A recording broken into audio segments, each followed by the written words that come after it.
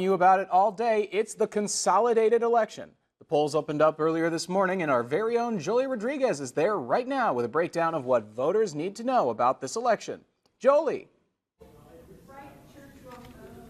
Hey, Kent. They've been saying it all morning. It's been pretty slow and steady here. They have a 30% turnout goal for today here in Tazewell County, at least, which is a lot actually lower than what they got for the presidential, which was 80%, which is, amazing over there. But I have John Ackerman here to kind of tell us about why these local races are just as, if not more important than the presidential one.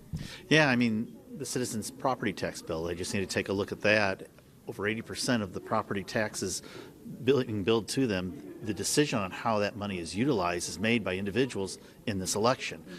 These individuals today being elected have a higher rate of impact on the daily lives of these citizens than any congressman or presidential candidate ever will. So citizens really should get out and make their voices heard on these local leaders that are making these vital decisions. Mm-hmm.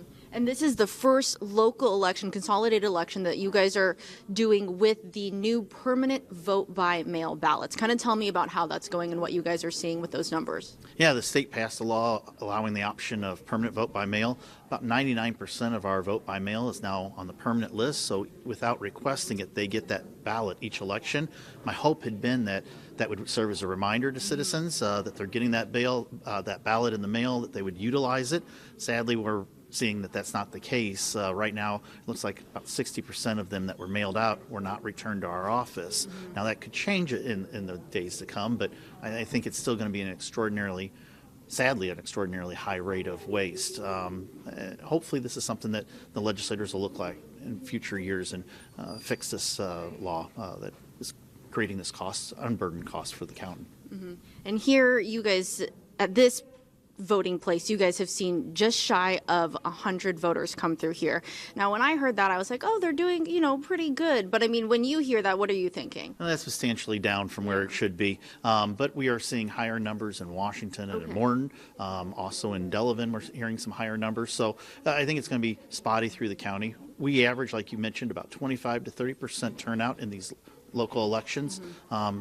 Should be a lot higher than that. Our goal every time is to get 100% turnout. We'd be happy to see that 80% that we saw in the presidential election. Citizens need to realize these individuals are vital local leaders that really they should make sure their voice is heard in these elections. Mm-hmm.